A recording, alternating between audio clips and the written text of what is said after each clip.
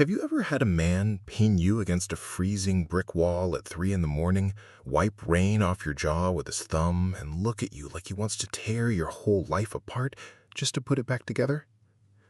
That was Elijah, my ex-best friend, my absolute worst nightmare, and the guy who walked out of my life 4 years ago without leaving a single trace. For the past 3 weeks, he'd been showing up at my retro diner at exactly 2:50 a.m., 10 minutes before closing, just to sit at the counter, order a black coffee, and push every single one of my buttons. I was an orphan, running on 2 hours of broken sleep, double shifts, and a mountain of debt left by garbage ex-business partner. I didn't have the time or the sanity for his games. But as he leaned in so close, I could feel the heat radiating off his coat, his pale eyes dropping down to my mouth, I realized something terrifying. Elijah wasn't just back in town. He was addicted to making my life chaos. And tonight, he was about to prove just how far he'd go to keep me from slipping through his fingers. The neon sign in the diner window hummed a low, buzzing note, flickering softly against the rain-streaked glass. It was 2:48 a.m. The floor was mopped, the chrome counter was wiped clean, and my back ached with a dull, throbbing weight that felt like it was buried deep in my bones. Being entirely alone in the world means you don't get the luxury of taking a sick day, or taking a breath, or throwing in the towel when life gets hard. You just keep moving, because if you stop, everything crashes down on your head. At 2:50 precisely, the bell above the heavy glass door chimed. I didn't even need to look up to know it was him. The scent of rain, expensive dark wood, and cold midnight air rolled into the warm diner instantly. "We're closing in 10 minutes, I said without raising my head, furiously scrubbing at an already spotless spot on the laminate counter. "You've been saying that every night for 3 weeks, a smooth, deep voice replied. Elijah slid onto the tall swivel stool right in front of me, his long legs crossing at the ankles. He was wearing a dark, tailor-made coat that screamed money, the kind of quiet, absurd wealth that didn't need to shout to be noticed. He rested his elbows on the counter, his chin leaning on his palm, those sharp, pale eyes tracking every micro-expression on my face. "Black coffee," Elijah murmured, "2 sugars, and try not to spit in it this time." I finally raised my eyes, locking my gaze onto his. 4 years ago, Elijah and I were inseparable. We were the kind of friends who knew every secret, every late-night fear, every unuttered thought. And then, without an explanation, a note, or a goodbye, he vanished. No calls, no texts, just an empty seat where my best friend used to be. Now, suddenly, he was back in my city, sitting at my counter acting like 4 years of silence was just a minor delay between sentences. "You know, Elijah," I said, setting a heavy ceramic mug down on the saucer with a loud, sharp click. "Most people visit a therapist when they have unresolved issues. They don't stalk their ex-best friend at 3 in the morning. Elijah didn't flinch. A slow, infuriating smirk tugged at the corner of his lips as he reached out, his long fingers wrapping around the hot muck. "Stalking is an ugly word. I prefer monitoring my investment." "Investment?" I let out a dry, bitter laugh, resting my hands on the edge of the counter and leaning in until we were barely a foot apart. "I don't owe you a dime, Elijah. My mountain of debt belongs to my trash ex-business partner. So unless you're planning on tipping $100 for that $1.50 coffee, drink up and get out." Elijah's smile slowly faded, replaced with an intense, unreadable look that made my pulse do a strange, violent leap against my ribs. His eyes traced the dark circles under my eyes, dropping to the faint tremor in my hands before rising back up to mine. "You look like you're about to collapse," his voice said, dropping its sarcastic edge, turning low and dangerously quiet. "When was the last time you slept more than 3 hours?" "That's none of your business," I snapped, pulling back and wiping down the espresso machine. "It becomes my business when you look like a ghost walking around in my favorite diner," he replied smoothly, taking a slow sip of his coffee without breaking eye contact. 10 minutes bled into a tense, electric silence punctuated only by the hum of the refrigerator and the quiet clink of his cup. At 3 p.m. sharp, Elijah set 3 crisp $100 bills on the counter, stood up and adjusted his coat. "Keep the change," he muttered quietly. I stared at the money, my jaw tightening. "I don't want your charity," Elijah said. "It's not charity," he muttered as the hand paused on the brass door handle as he looked back over his shoulder. "It's a tip for the conversation." See you tomorrow." The bell chimed again, and he stepped out into the pouring rain. I cursed under my breath, grabbing my worn jacket and my backpack from the back room. I clicked off the main lights, locked the front entrance, and walked out through the heavy steel door into the narrow, dark alley behind the building to head home. The rain was coming down in heavy sheets, bouncing off the pavement and slicking the brick walls. I pulled my hood up, taking 3 steps into the gloom before 2 tall, heavy shadows stepped out from behind the industrial dumpster, blocking the mouth of the alley. My stomach dropped into a cold, bottomless pit. "Well, well," one of them sneered, stepping forward into the faint amber light of the single street lamp. "Look who finally finished his shift. We've been waiting out here in the cold for 20 minutes. "Where's the money your partner promised us?" The second guy growled, taking a heavy step closer, his broad shoulders blocking my only exit. "He said you'd have the first installment tonight." "I don't have his money," I said, my voice tight, my hands clenching into fists inside my jacket pockets as my heart hammered frantically against my ribs. "He ran off with the cash weeks ago. I don't owe you anything." "Wrong answer, kid," the first guy grunted, reaching out a thick, leather-gloved hand to grab the front of my jacket. I braced myself, ready to swing, ready to fight, even though I knew I was completely outnumbered. "Touch him," a voice sliced through the rain, "and I'll make sure you never use that hand again." The voice didn't come from a shout. It was low, freezing, and laced with an absolute, terrifying authority that made both men freeze in their tracks. Elijah stepped out from the deep shadows of the far end of the alley. He didn't have an umbrella. The rain was slicking his dark hair back, highlighting the sharp, razor-like angles of his jawline. But what caught my breath was his eyes. The playful, mocking slacker from 5 minutes ago was completely gone. Standing in the dark was a man who looked like he could destroy a person's entire life with a single phone call without ever blinking. "Who the hell are you?" the first collector barked, trying to sound tough, though he took an involuntary half-step back. "Mind your own business, man." Elijah didn't slow his pace. He walked right past me, positioning his tall, broad frame directly between me and the 2 men, effectively shutting me out of their line of sight. "My name is Elijah Vance," he said, his voice as a calm winter night, yet vibrating with an underlying threat so heavy that it made the air feel thick.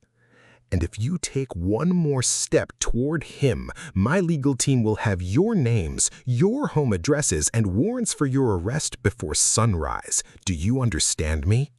The 2 collectors exchanged a panicked, wide-eyed look. The name Vance carried an undeniable, crushing weight in this city, the kind of name attached to high-rise skyscrapers and courtroom battles that ended lives. "We were just collecting a debt," the second guy stammered, backing away slowly into the main street. "The debt is under review," Elijah said, his voice dropping into a razor-sharp whisper. "If I see you, either of you, within 3 blocks of this diner again, you won't be looking for money. You will be looking for bail. Now get out of my sight." The 2 men didn't wait around to test him. They turned on their heels and vanished into the rain-slicked main street, their heavy footsteps fading quickly into the night. Silence settled over the alley, broken only by the sound of heavy rain lashing against the metal dumpster. My pulse was racing so fast I felt dizzy, but as the adrenaline began to clear, my pride flared up like a wildfire. I stepped around Elijah, shoving his broad shoulder with all the strength I had left. "What the hell was that?" I yelled, my voice cracking with anger and sheer exhaustion. "Who asked you to play the hero? I had it under control." "You were about to get your teeth kicked in," Elijah snapped, turning around to face me, his composure finally cracking as a flash of raw, fierce anger ignited in his pale eyes. "I don't need a rich kid stepping in to fight my battles," I shouted back, stepping right into his face, my chest heaving as tears of frustration mingled with the rain on my skin. "I've been taking care of myself for 4 years without you coming back into my life, acting like you care. Just leave me alone, Elijah. Mind your own business." I turned to walk away, but Elijah moved faster than I could react. His hand shot out, grabbing my wrist with a firm, unyielding grip, and in one swift motion, he pulled me backward and pinned me squarely against the cold, wet brick wall of the alley. The sudden impact knocked the breath right out of my lungs. Elijah stepped into my space until there wasn't a single millimeter of air left between us. His broad frame completely blocked out the rain, his body radiating a wall of intense, suffocating heat against my shivering front. I could feel the rapid, heavy rise and fall of his chest pressed flush against mine, his breath fanning hot across my mouth. "Let me go," I rasped, my voice trembling, despite my best efforts to sound tough. Elijah didn't pull back. Instead, he lifted his free hand, his long, warm thumb reaching up to gently trace the line of my jaw, wiping away a stray drop of rain. His touch was agonizingly soft, a staggering contrast to the iron grip he had on my wrist. His pale eyes dropped to my mouth, watching the quick, shallow gasps escaping my lips before slowly dragging back up to lock onto mine with an intensity that made my heart do a violent backflipping drop into my stomach. "You're terrible at saying thank you," Elijah whispered, his baritone dropping into a thick, raspy murmur that sent a violent shiver straight down my spine. His thumb lingered on my jaw, his knuckles resting warm against the side of my throat where my pulse was hammering like a trapped bird. He knew what he was doing to me. He could feel every single rapid beat. "Get in the car," he murmured, his breath brushing warm breath against my ear like an absolute command, "before I lose my mind and carry you there myself." My spine hit the leather passenger seat of Elijah's vintage Mustang with a soft thud. I was too exhausted, too drenched, and too completely shaken by the heat of his hand on my neck in that alley to fight him as he slammed the door shut, rounded the hood, and slid into the driver's seat. The engine roared to life, a deep, low rumble that vibrated right through the soles of my shoes. "Where are we going?" I rasped, leaning my head back against the headrest, my eyes closing against my will as the heater began blowing sweet, hot air across my soaked jeans. Elijah didn't answer right away. He shifted into gear, his long, ringed fingers gripping the leather-wrapped steering wheel as he pulled out into the empty, rain-slicked streets. "Somewhere far away. I need to make sure you don't run off," he said quietly, his voice smooth and steady. We drove in silence for 20 minutes, winding up the steep wooded roads that led up to the old crest overlooking the entire city skyline. He pulled up right behind the closed, dark dome of the city planetarium. The city lights stretched out below us like a sea of fallen stars, veiled by the soft drizzle of late-night rain. Elijah cut the engine. The sudden quiet inside the car felt heavy, almost suffocating.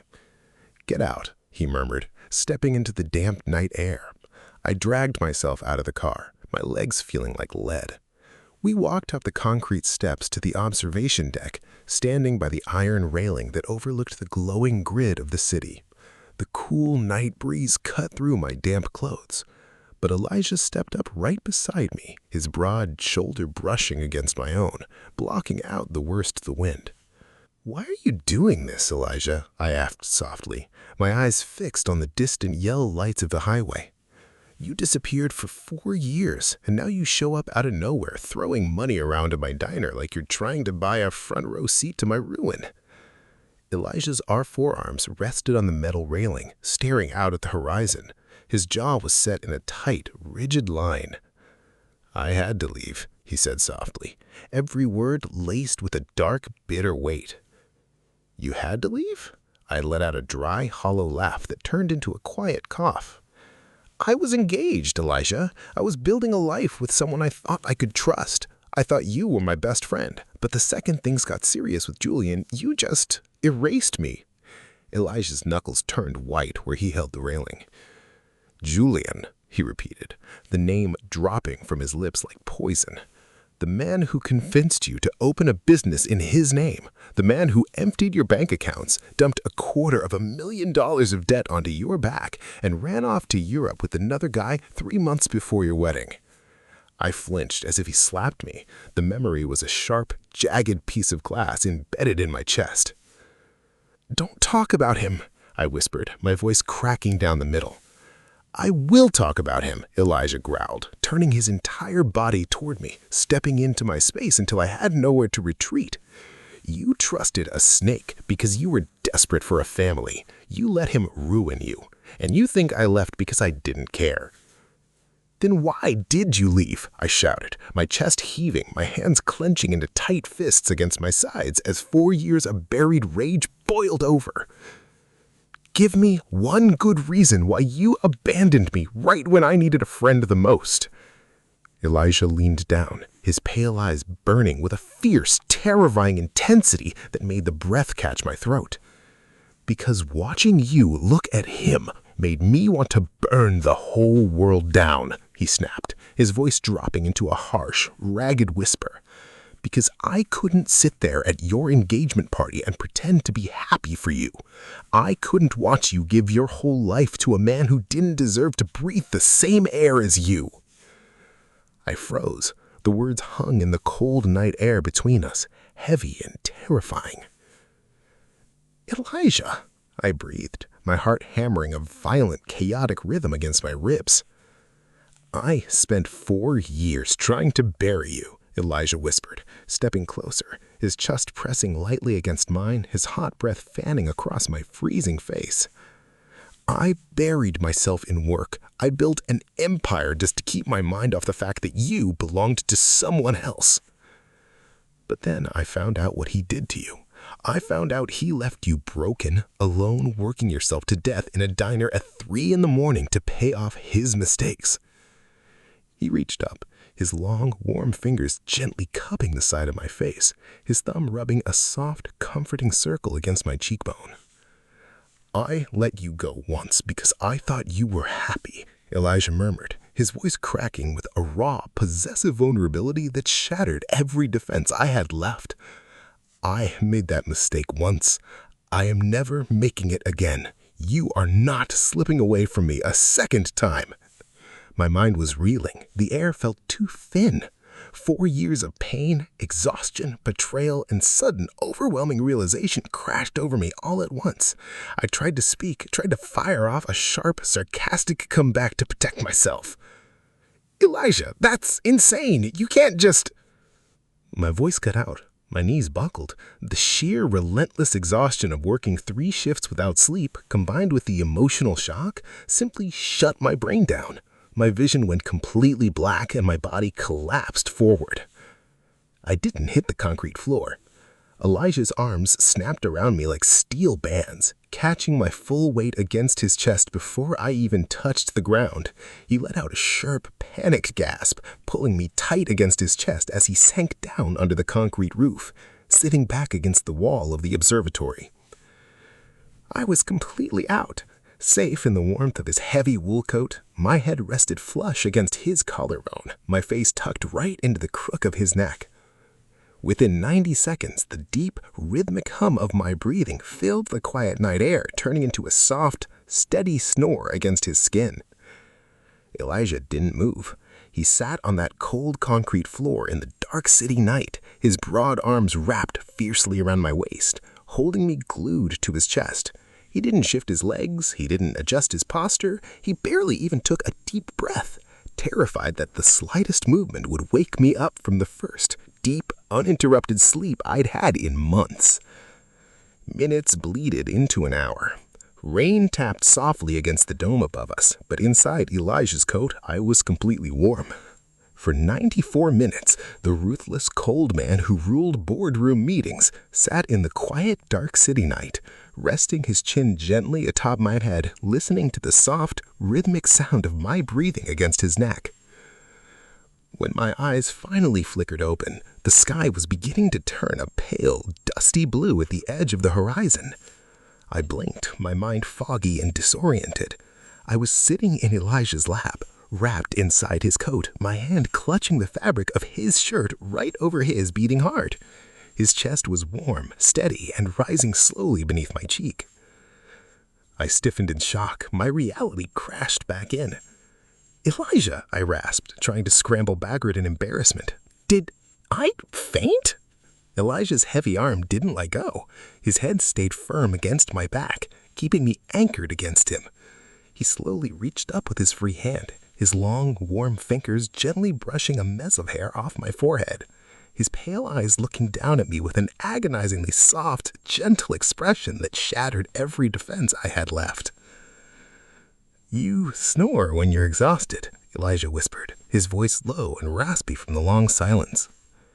"How long was I out?" I murmured, my face burning with sudden heat, though I didn't have the strength to pull myself away from his warmth. 94 minutes, he replied softly, his thumb lightly tracing the line of my temple. My jaw dropped. "You sat here for an hour and a half just letting me sleep?" Elijah looked at me, his gaze dropping down to my lips before lifting back to my eyes, holding mine with an intensity that made my chest ache. "I'd sit here for 100 years if it meant you got to rest," he said quietly. He pulled the edge of his coat tighter around my shoulders, his fingers lingering at the back of my neck, holding me close. "Go back to sleep," Elijah murmured, his breath fanning warm across my forehead like a promise. "I've got you." Waking up in Elijah's arms didn't fix anything. In fact, as soon as the morning sun hit the planetarium roof, the sheer embarrassment and panic set in. I scrambled out of his grip, ignoring his quiet offer to drive me home, and took the bus back to my empty apartment. The next evening at the diner, I made a point of keeping a wall of ice between us. When he walked in at 2:50 a.m., I didn't trade sharp banter with him. I didn't look him in the eye. I poured his black coffee, set it on the counter, and immediately walked to the back to restock shelves. Every time he tried to speak, I gave him one-word answers, my back turned, my shoulders tense. Then the floor dropped out from under my life for the second time. Our elderly boss walked in right as the clock hit 3 in the morning, his face pale and eyes avoided mine. He handed me an official notice. A shadowy corporate development firm had placed an aggressive, unrefusable offer on the building. The diner was being demolished in 30 days. I stood there holding the paper, my hands shaking so violently I dropped my keys on the floor. I wasn't just losing my job. I slept in the small, cramped studio apartment above the diner, a room included in my shift wages. In 30 days, I was going to be completely homeless, drowning in debt with nowhere left to run. Before I could even process the horror, a massive late summer thunderstorm slammed into the city. Lightning flashed across the sky, a deafening crack of thunder shook the windows, and the entire diner plunged into pitch black darkness. The power was completely out. I stumbled in the dark, my heart hammering against my ribs as hyperventilation clawed my throat. I couldn't breathe. Everything was ending. Everything was falling apart. A flashlight beam cut through the blackness. Elijah hadn't left. He moved with calm, silent efficiency. He didn't ask questions. He helped me grab emergency candles from the drawers, lighting them one by one until the diner was filled with flickering amber light. When a heavy late summer storm grate blew loose, spilling rain onto our dry stock, he unbuttoned his expensive coat, rolled up his sleeves, and helped me move massive 80-pound wooden crates out of the water. He was being useful. He was being quiet. He was being everything I wished he wasn't. "Go grab the heavy-duty fuses from the back supply closet," I muttered, refusing to look at him as I wiped sweat off my forehead. I walked into the narrow, windowless supply closet first, holding a small, flickering candle. The air inside smelled of bleach, old dust, and damp wood. I reached for the high shelf to pull down the fuse box, but my hands were trembling so badly I couldn't get a grip. Elijah stepped into the narrow doorway behind me, blocking the only exit. His tall shadow stretched across the walls, his presence completely filling the cramped space. "Let me help you," he said quietly, reaching past my head for the box. "Don't touch me," I snapped, spinning around and shoving his chest as hard as I could. Elijah didn't move an inch. My hands just bruised against the hard expanse of his chest. "Stop acting like my savior," I hissed, my voice cracking in the dim candlelight as 4 days of built-up panic and resentment finally exploded. I don't care about your protective rich brat routine. I don't care that you're back, and I don't care if you think you love me. Leave me alone. I can't stand looking at you." Elijah froze. In the low, flickering amber light, his calm, nonchalant mask he always wore completely shattered into pieces. A dark, terrifying aura rolled off him, his pale eyes flashing with toxic, desperate fury. Before I could take a breath, Elijah moved. He grabbed my wrists, pulling me forward and pitting me hard against the wooden shelves of the closet. The candle on the lower shelf flickered wildly, casting long, chaotic shadows over his face. He crowded into my space until his chest was crushing mine, his fingers inches from my mouth, his fingers digging into my wrists with an iron, possessive grip that left no room for escape. "Why?" Elijah growled, his voice dropping into a thick, terrifying, raspy roar that vibrated straight through my skull. "Why do you despise me so much? What did that monster do to you that you'd rather drown in debt than let me touch you?" He leaned closer, his eyes dark like a threat. "Tell me," Elijah demanded, his grip on my wrists tightening just short of pain. "Why won't you let me in? Why are you holding onto his ghost when I'm standing right here in front of you?" "Because he gave me hope," I screamed right back into his face, tears of hot rage spilling over my eyelashes, burning my cheeks. "He gave me hope, Elijah. And so are you." Elijah's jaw clamped shut and his eyes widening just a fraction. "I'm done living in hope," I sobbed, my chest heaving against his, my body trembling uncontrollably as the raw, ugly truth tore out of my throat. Every time I let someone become an anchor, every time I let... Waking up in Elijah's arms didn't fix anything. In fact, as soon as the morning sun hit the planetarium roof, the sheer embarrassment and panic set in. I scrambled out of his grip, ignoring his quiet offer to drive me home, and took the bus back to my empty apartment. The next evening at the diner, I made a point of keeping a wall of ice between us. When he walked in at 2:50 a.m., I didn't trade sharp banter with him. I didn't look him in the eye. I poured his black coffee, set it on the counter, and immediately walked to the back to restock shelves. Every time he tried to speak, I gave him one-word answers, my back turned, my shoulders tense. Then the floor dropped out from under my life for the second time. Our elderly boss walked in right as the clock hit 3 in the morning, his face pale and eyes avoided mine. He handed me an official notice. A shadowy corporate development firm had placed an aggressive, unrefusable offer on the building. The diner was being demolished in 30 days. I stood there holding the paper, my hands shaking so violently I dropped my keys on the floor. I wasn't just losing my job. I slept in the small, cramped studio apartment above the diner, a room included in my shift wages. In 30 days, I was going to be completely homeless, drowning in debt with nowhere left to run.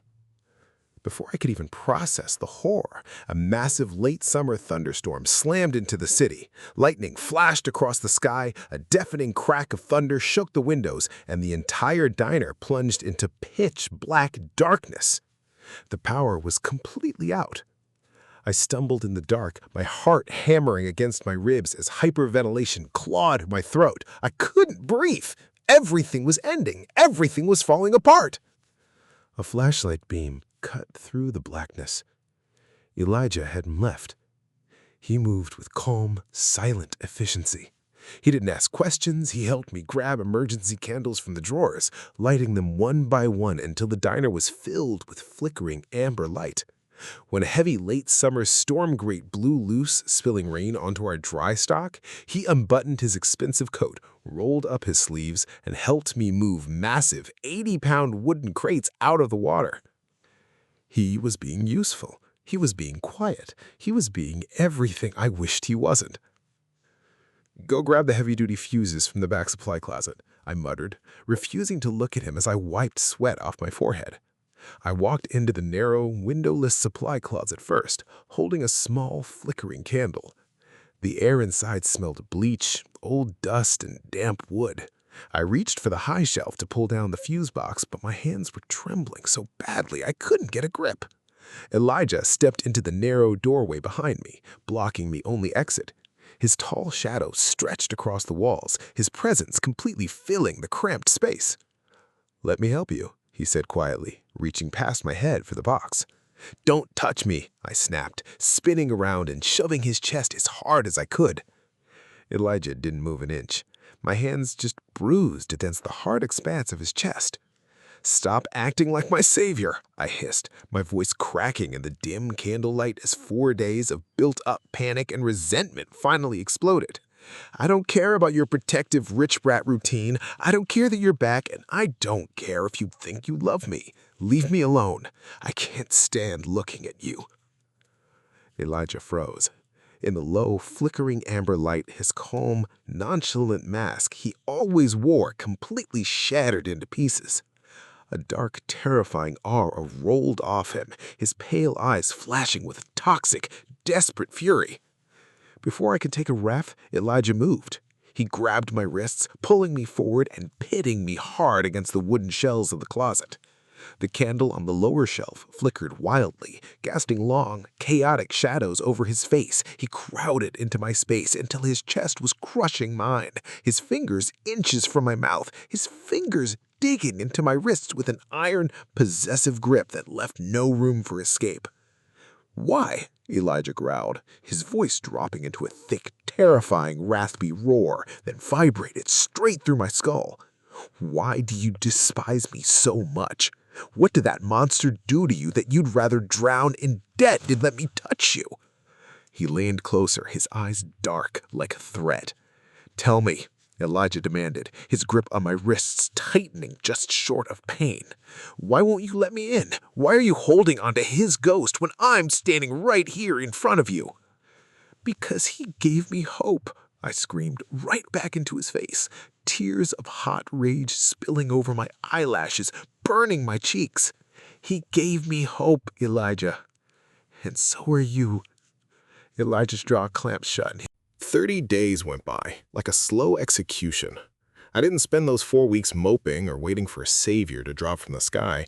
I worked 60-hour weeks, I packed up my tiny apartment above the diner, applied for night shift jobs across town, and calculated every penny I had to make sure my debt payments didn't fall behind. I was going to survive. I always did. Elijah didn't show up at 2:50 a.m. for those 4 weeks. Not once. And every single night, looking at that empty swivel stool made my chest ache with a hollow, frustrating quiet I refused to acknowledge. On the final night, the diner was officially dead. The windows were boarded up, the neon sign was killed, and the quiet inside was heavy enough to crush a man. It was 3 a.m. I was standing in the center of the dark floor, surrounded by cardboard boxes, holding a single duffel bag over my shoulder. I wasn't weeping.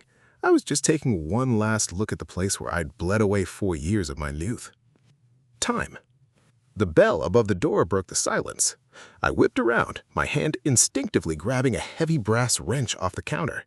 A tall, dark figure stepped through the entrance, shaking the cold midnight rain off his coat.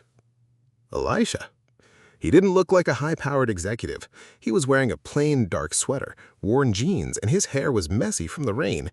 He looked exhausted. Shadows deep under his eyes, his jaw stubbled, but for the first time in 4 years, the cold, impenetrable mask he always wore was completely gone. He held a simple manila folder in his hands. "You're late," I said, my voice steady, my grip tightening on the wrench. "The diner's closed. Forever." Elijah didn't make a sarcastic joke. He walked straight over to the counter, set the folder down on the laminate wood, and slid it toward me.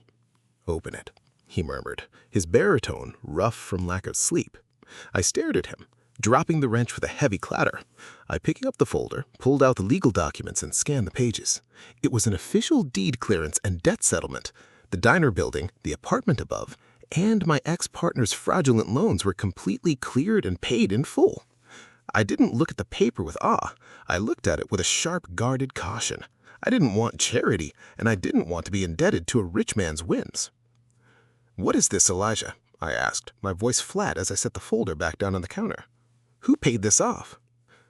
"I did," Elijah said softly. I sold my shares in Vance Development yesterday. I resigned as chief executive officer. My mind short-circuited. I stared at him, my jaw tightening in sheer disbelief. You were the CEO, and you resigned?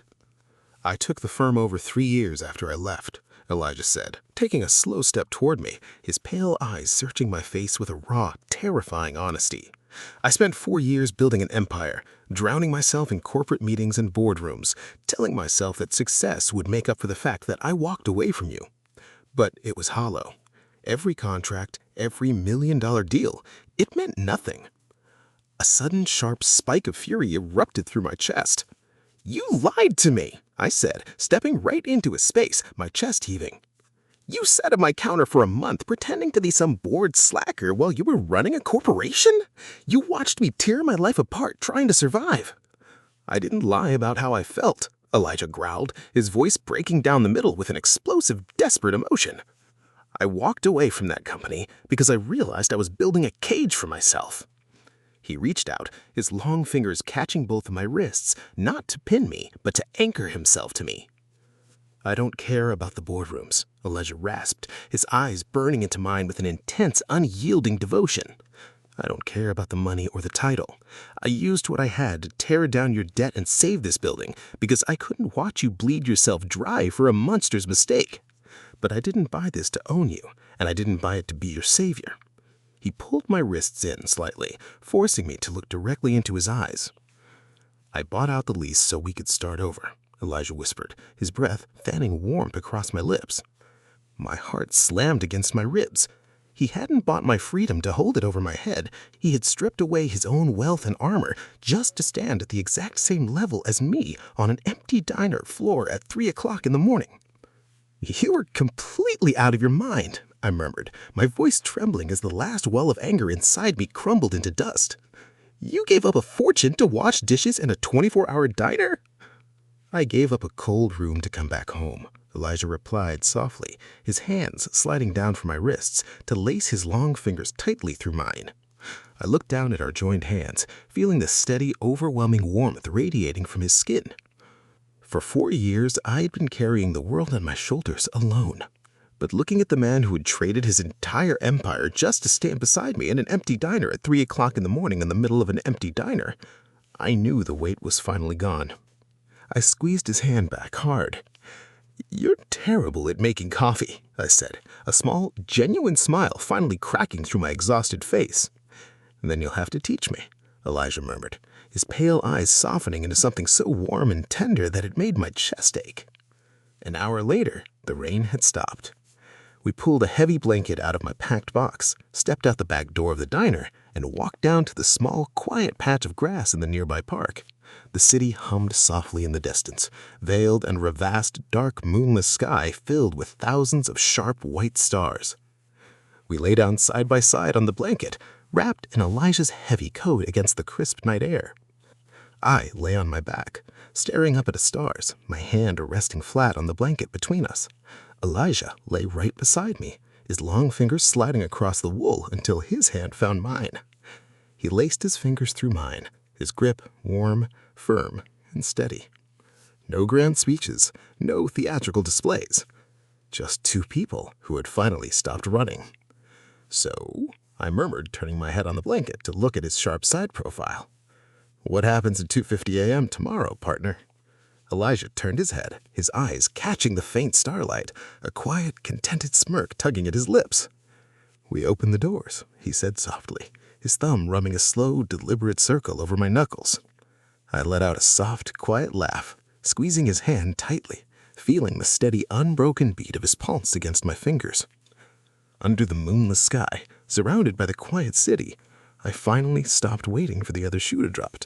I wasn't running. And for the first time in my life, I wasn't alone. And just like that, 2 people who lost 4 years of their lives finally learned how to stop running. Before you leave today, I want to ask you a question, and I want you to be completely honest with me in the comments. Have you ever had someone walk out of your life without an explanation, only to realize years later why they really had to leave? Or, If someone who broke your heart years ago walked through your door tonight at 3 o'clock in the morning, asking for a second chance, would you let them in? Tell me your story down below. I read every single comment, and I genuinely want to know how you feel about second chances. Also, what kind of story should we build next? Should we go for a high-stakes undercover assignment or an intense late-night academic rivalry where two enemies get trapped together? Drop your favorite tropes in the comments and help us write our next chapter. If Elijah and a narrator made your heart flutter today, please leave a like and hit that subscribe button. It means the world to our channel. Until next time, stay cozy, take care of yourself, and don't be so hard on your heart.